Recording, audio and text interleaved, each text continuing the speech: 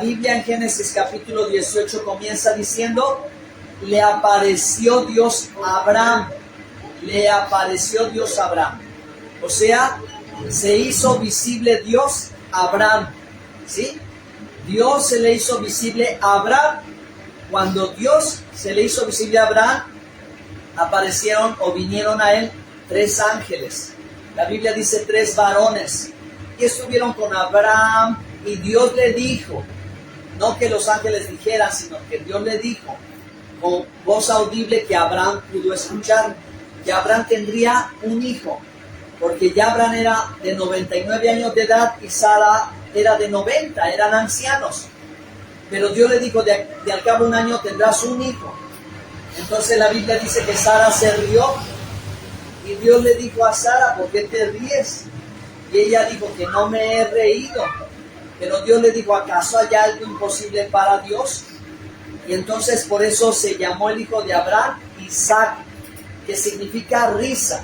El nacimiento de Isaac fue un milagro por el hecho de que Dios se hizo visible. Abraham escuchó la palabra profética y supo esperar ya el tiempo de Dios y obedeció. Por cuanto creyó a Dios, le fue contado por justicia y caminó con Dios Abraham.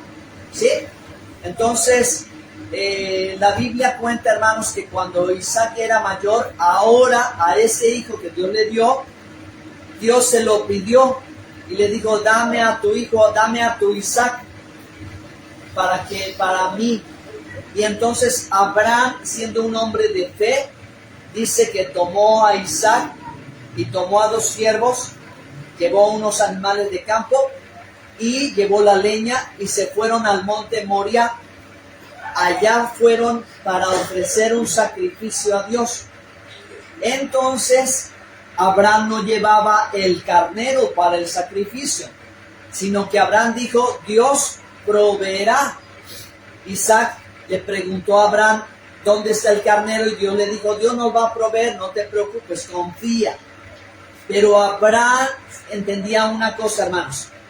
Abraham entendía que fuese lo que fuese que se hiciera en ese altar de sacrificio, Dios tenía todo el poder para que si Isaac moría en el sacrificio, Dios lo podía resucitar, hacer un milagro extraordinario.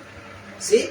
Entonces vemos la historia de un padre o de unos padres que son estériles, pero que Dios le dice tendrán un hijo y que ya crecido el hijo, pues es pedido por Dios como una prueba de fe, porque Dios prueba nuestra fe, porque el probar nuestra fe significa hacernos crecer y madurar. Dios nunca nos tentará del mal, porque no es tentado del mal. O sea, Dios nunca va a ponernos un tropiezo para ver si caemos, porque sabe que caemos. Él no actúa así. Una cosa es lo que el enemigo te pone a ti, cómo te ataca. Otra cosa es tú, de tu carne, de tu concupiscencia, de tu debilidad, de ti, de tu flaqueza, que tú caigas, ¿verdad? O vayas a la tentación. Y otra cosa es cuando Dios prueba la fe, porque Él da palabra profética y espera que tú confíes en Él y que en base a esa palabra actúes, como lo hizo Abraham. Cuando lleva a Isaac, Dios se lo pide casi para que muriese. Entonces, hermanos, la Biblia dice que un ángel de Dios se apareció y le dijo, no toques al muchacho, porque Dios no acepta sacrificios humanos. Dios no recibe ni pide sacrificios humanos. Nunca los ha recibido. Por eso sabemos que Jesús no era un ser humano común como nosotros. Él era Dios. Él mismo se entregó a sí mismo para cumplir su palabra. Él murió por nosotros, por nuestros pecados. Pero Jesús no era un humano. Jesús es Dios. Él es la expresión visible de Dios. La Biblia en Hebreos 1 dice, Dios habiendo hablado de muchas maneras y de muchas formas, así que cuando Dios se aparecía o se hacía visible, lo podía ver Moisés o lo podía escuchar Moisés en la zarza ardiente. Dios pudo presentarse en el tabernáculo como una columna de fuego, o como la nube que rodeaba la Shekinah, que rodeaba el arca del pacto, y Dios hablaba ahí con Moisés, de muchas maneras y de muchas formas. Pero dice Hebreos, ahora se hace claramente visible a través de Jesucristo. ¿Por qué, hermanos? Porque vino dejando su trono de gloria, dice Filipenses 2, que siendo en forma de Dios se despojó y vino a este mundo. Ajá. Para que Él, el cuerpo de Dios, eso es sacrificio cordero, corbán, es el cuerpo de Dios, es decir, lo visible de Dios vino a este mundo, el verbo se hizo carne y entonces se entregó por nosotros. Bueno, pues entonces, hermanos, volvemos a la historia de Abraham con Isaac. Cuando Abraham, ¿verdad?, levanta su mano para sacrificar a su hijo, según la narrativa del texto, el ángel aparece y ve un carnero, y ese carnero sustituye a Isaac y toma su lugar, ¿verdad? Ahora, vamos a conectar esto con la historia de una mujer que era esposa de los hijos de los profetas. Es decir, los hijos en la Biblia se consideran los discípulos, ¿sí? Para la época de Eliseo ya era común las compañías de profetas. Recuerden, hermanos, que en esta historia ya avanzamos mucho.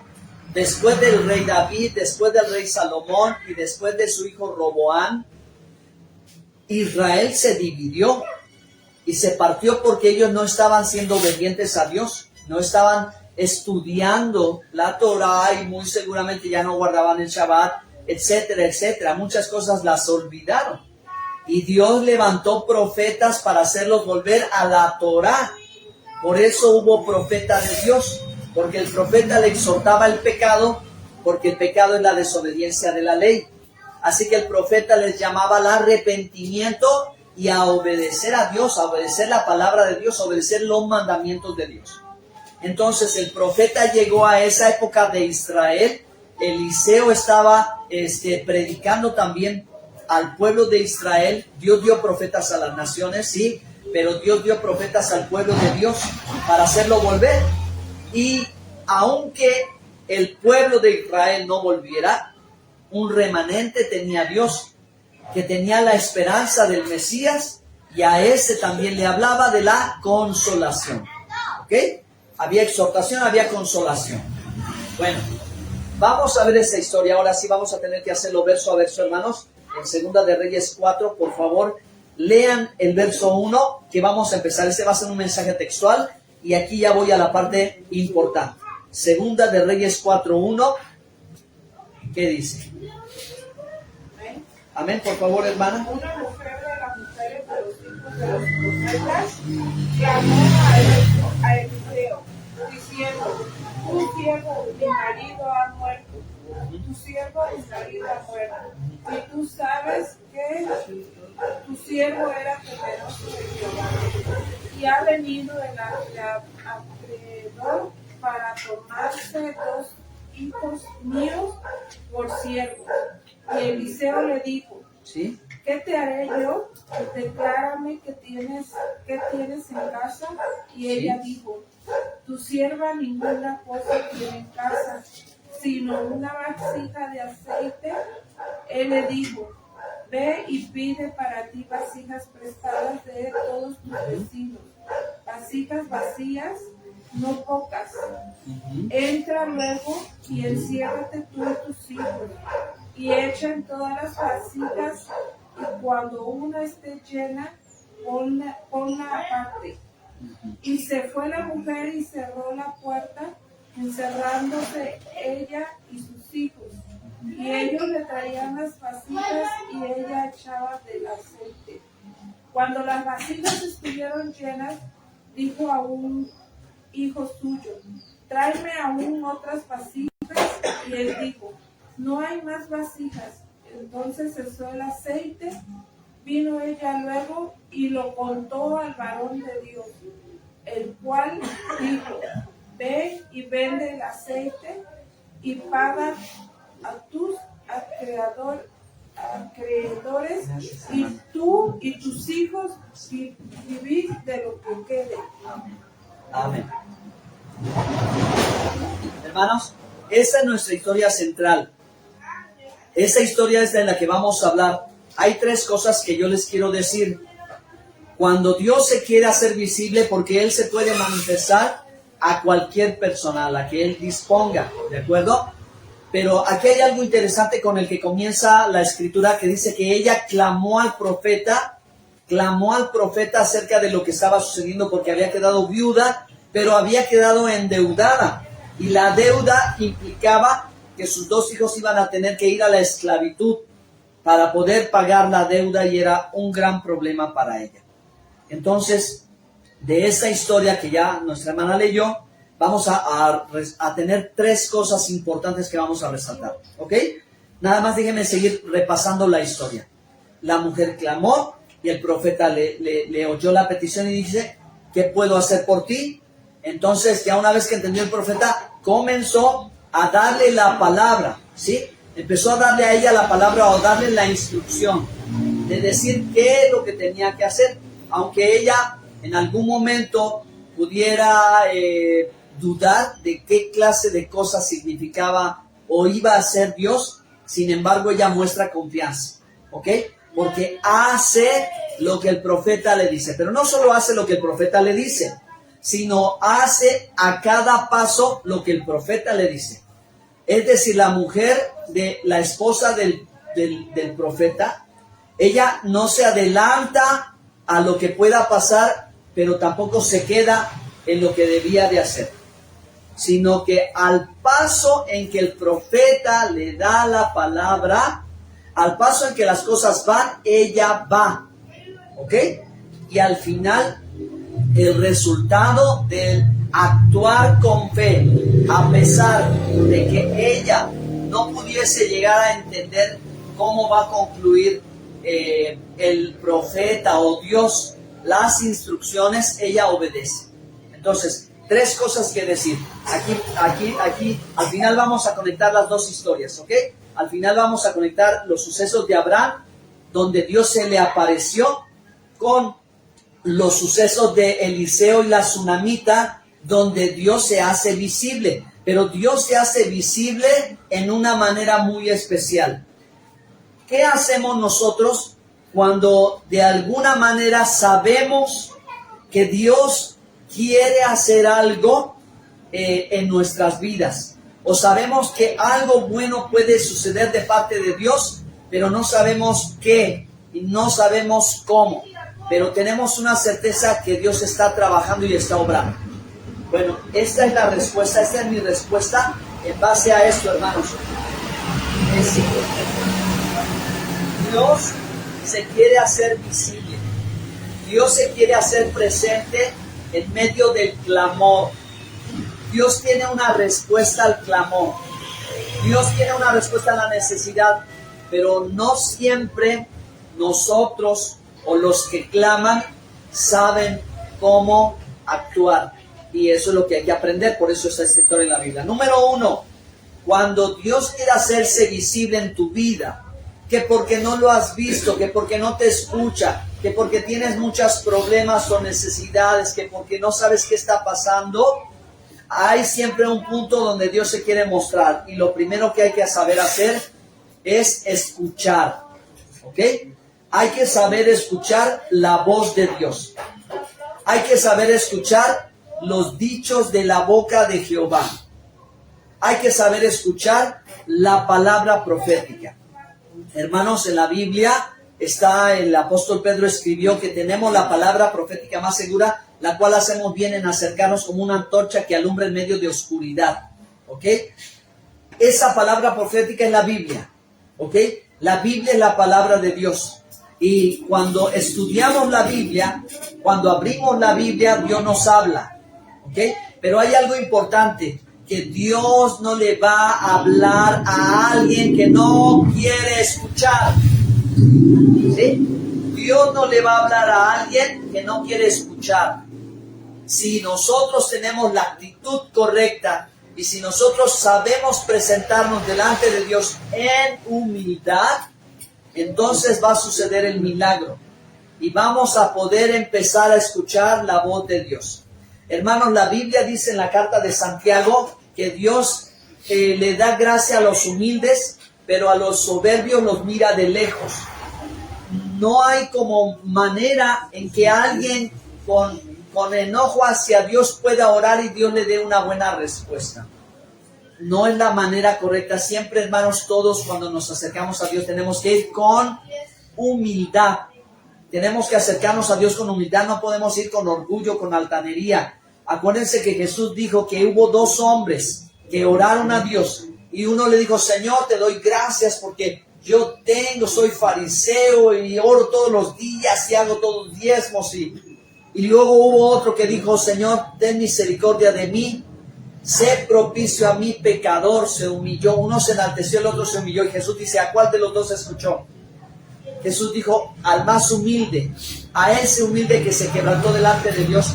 Y aquel que estaba orgulloso de sus logros, a ese no lo escuchó Dios. Entonces, hermanos, este es como diríamos, entre los primeros mandamientos, el primer mandamiento. Por eso siempre decimos todos los días, escucha, oh Israel, el Señor nuestro Dios, el Señor uno es, y amarás al Señor tu Dios. Jesús enseñó en el Evangelio de Mateo y de Marcos que ese es el primer y más grande mandamiento. Pero muchas veces solo decimos amar a Dios. No. Escuchar es el primer mandamiento, la primera acción. Escucha, oh Israel, el Señor nuestro Dios, el Señor uno es, y amarás. O sea, todo eso es junto. Todo eso, el que sabe, sabe. El que sabe, sabe. Y ustedes ahora saben. ¿Ok? Ustedes ahora saben. El que sabe, sabe. ¿Cuál es el primer mandamiento? Shema Israel. Escucha. Porque lo más difícil para el hombre es escuchar. Por eso tenemos 2 oídos. Para poder escuchar bien. Y para poder ver un milagro del Creador. Para poder ver a Dios es necesario aprender a escuchar la voz de Dios, querer escuchar a Dios. Recuerden, hermanos, Dios no le va a hablar a alguien que no quiere escuchar. Dios no va a perder su tiempo y no se va a desgastar con alguien que no quiere escuchar, que cierra sus oídos. Tenemos que tener oídos abiertos, oídos de fe para creer lo que Dios va a decir, ¿ok? Pero a veces lo que Dios nos va a decir no va a ser tan agradable. A veces cuando Dios nos va a hablar no va a apelar a nuestra lógica o al sentido común. Dios va a actuar en una manera única, porque Dios actúa como Dios, no como nosotros. Por eso, hermanos, es que la historia de la mujer sunamita quedó registrada en la Biblia para la posteridad, porque en ella hubo lo necesario para que se desarrollase un milagro. Y no es que Dios no pudiese hacer milagros en toda la tierra de Israel. Lo que pasa es que no había gente que tuviera fe. Por eso las historias del Evangelio son como esta, de una mujer que vino de lejos y buscó a Jesús y clamaba a Jesús. Jesús no la escuchaba y ella le decía, Señor, respóndeme, tengo a mi hija enferma, quiero que la liberes. Jesús dijo, no es bueno dar el pan de los hijos a los perrillos. Y ella, captando la idea, dice, sí, Señor, pero los perrillos comen de las migajas de la mesa. ¿Qué termina diciendo Jesús? Mujer, ¿cuánta fe? No he encontrado tanta fe en Israel. Hermanos, por eso al pueblo judío estas historias a veces le caen como balde de agua. Porque los milagros de los profetas no sucedían dentro de la tierra de Israel. Muchas veces los profetas tenían que ir a la frontera a buscar a los no judíos, porque allí sucedían los milagros más poderosos. Por eso Jesús decía, ¿verdad?, que milagros sucedieron no a veces entre el pueblo de Israel tan grandes como en las tierras, como en Sarepta, como en Sidón. Si ustedes han leído en el Evangelio y escuchan al Señor, dice que los milagros sucedieron más afuera de la tierra de Israel que en la tierra de Israel. Por eso Jesús llegó a Nazaret y hubo incredulidad en ellos. Los que ahí estaba la casa de María y de José, y ahí había crecido Jesús.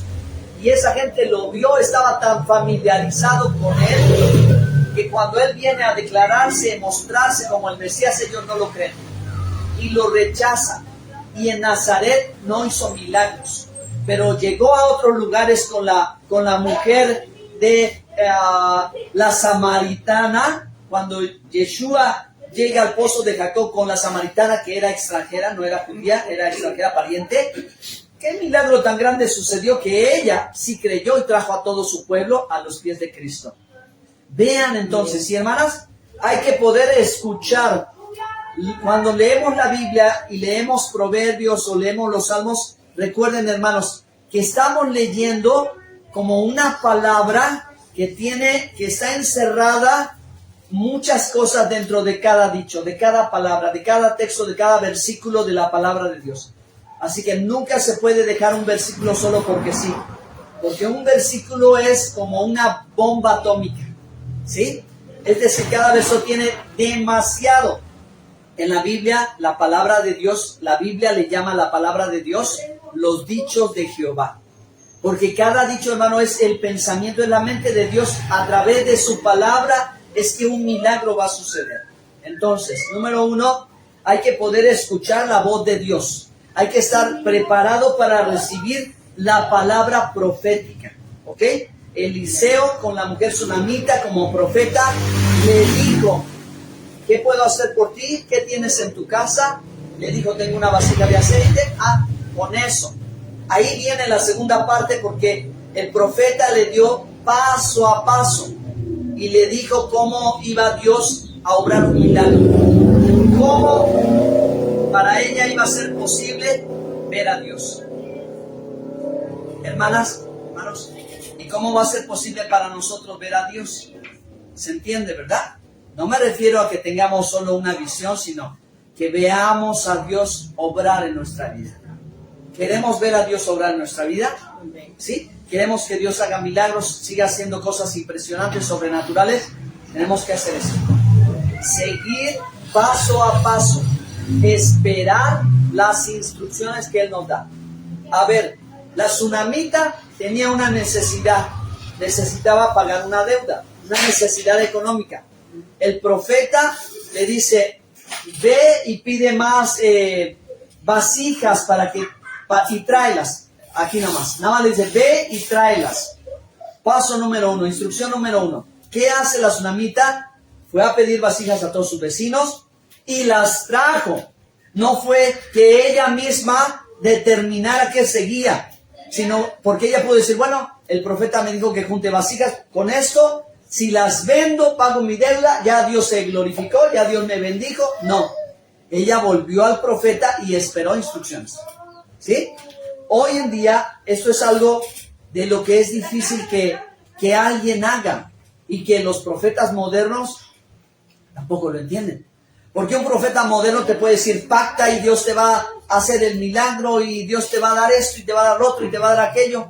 Y entonces de pronto parece como que el único intención y el único propósito es que Dios nos haga ricos, es lo único que Dios le interesa, que nosotros seamos ricos y ya. No, aquí hay un proceso de aprendizaje donde lo más grande que se llevó la tsunamita no fue la multiplicación del aceite, fue aprender de la dependencia del Todopoderoso.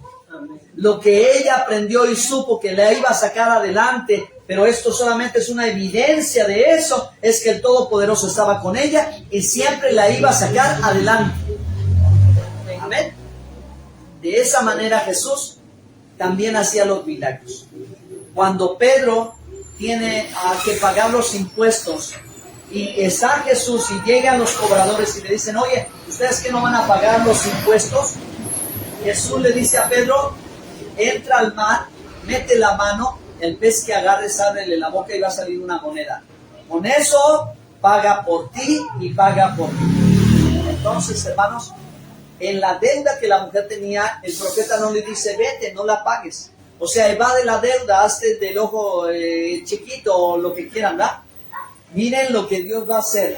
Les puse el ejemplo del Evangelio cuando Jesús le dice a Pedro: paga el impuesto, ¿verdad? Pero Dios proveyó. Entonces, aquí estamos hablando de que lo mejor que recibió la tsunamita fue ver a Dios moverse para poder confiar que esto puede pasar muchas veces, ¿sí? Y que no va a necesitar, o sea, la dependencia está de Dios. Dios tiene cuidado de los suyos, ¿sí? Dios sabe de qué manera únicas y especiales, pero Él va a lograr suplir, Él va a lograr hacer ese milagro. Ella supo ir paso Paso 1, trae las vasijas. Ya, ¿qué va a pasar? Solo Dios sabe. Paso 2, cierra la puerta y empieza a llenarlas con el poquito aceite que tienes. Y ella, ¿qué hizo? Creyó. Porque ¿quién va a tratar de llenar con una pequeña vasija una cantidad tan grande? Lo primero que piensas es que ¿qué? Se va a acabar. Pero hermanas, el milagro sucedió cuando ella le creyó a Dios. La fe es la que accionó porque le creyó a Dios. Lo que Dios le dijo, lo que por el boca del profeta le dijo, llénalas. Y ella dijo, empezó y siguió y siguió. Todas las vasijas se llenaron de tal manera que dijo la tsunamita, ya no hay más. ¿Y qué le dijo el hijo? Pues ya no hay. Y la Biblia dice, Dios tenía la medida exacta de su necesidad. Entonces, por eso, hermanos, este mensaje no es tan popular con los profetas de hoy. Porque los profetas de la televisión hoy te quieren decir que Dios te va a dar 5 casas y 2 carros. ¿Y para qué? ¿Y para qué? ¿Sí me entienden? ¿Y para qué quiero 2 carros? Tengo que pagar doble tenencia, doble gasolina, doble reparación. Tengo que pagar 5 veces el... ¿Para qué? Dios te va a dar lo que tú necesitas. Pero lo que debes de aprender es este es el milagro. Saber depender de Él. Que si lo hizo una vez, más adelante lo va a volver a hacer. Y yo, hermanos, lo digo con toda la humildad, que Dios me ha dado uno y me ha dado otro y me ha regalado otro carro. ¿Sí? No he tenido 2, tuve una oportunidad de 2, dije, ¿para qué 2? ¿Para qué 2 si ya tengo uno? Así es Dios. Amén. Él va a suplir conforme a esa necesidad porque sabe lo que nosotros necesitamos. Gloria a Dios. Denle un aplauso fuerte al Señor. Gracias, Padre. Amén, amén, amén, amén. Gracias, Señor. Gracias, Dios. Voy a concluir y vamos a orar, hermanos. ¿Sí? Escuchar la voz de Dios. Esperar paso a pasito. Cuando el aceite se multiplicó, paso 3, ella fue y le dijo, aquí está. Ya vi el milagro, la multiplicación. Ella no corrió y dijo, lo voy a vender y listo, me voy. No. Esperó a la voz del profeta que le dijo, véndelo, paga y vive con lo que queda. Eso fue el milagro también, hermanos, ¿sí? Entonces, hay que aprender a escuchar la voz de Dios y no adelantarse. Porque hoy es muy común, hermanos, que de pronto pacta, dale esto y Dios te da esto. Y sale la avaricia, sacamos el cobre de Dios. Si ya por eso yo le voy a dar. Y los profetas, muchos falsos, aprovechan, sacan ganancias deshonestas.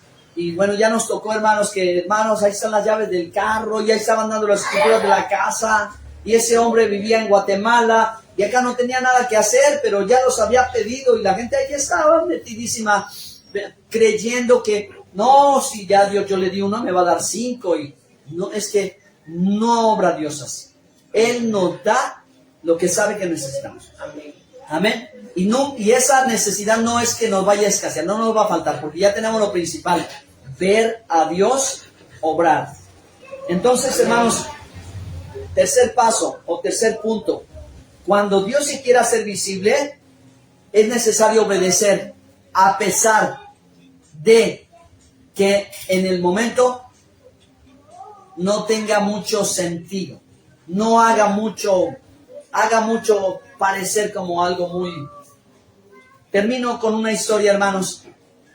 El profeta Elías, en una temporada de sequía, no había agua, pero él, ¿verdad?, confronta a los falsos profetas y le dice, levantemos 2 altares y en el que caiga fuego, ese es el Dios del que adoramos. Unos levantaron el altar Baal, otros levantaron el profeta, él levantó el profeta a Jehová. Y los profetas de Baal, por más que querían, oraban, se rasgaban y le pedían y gritaban, nadie los escuchó. Elías dijo, no hay agua, pues échenle agua al altar. Cualquiera diría, es agua derramada en el altar, es un desperdicio, estás viendo que no hay agua y quieres que todavía le echemos agua al altar, ¿cómo vamos a hacer eso? Por eso digo, obedecer a Dios a pesar de lo que nos...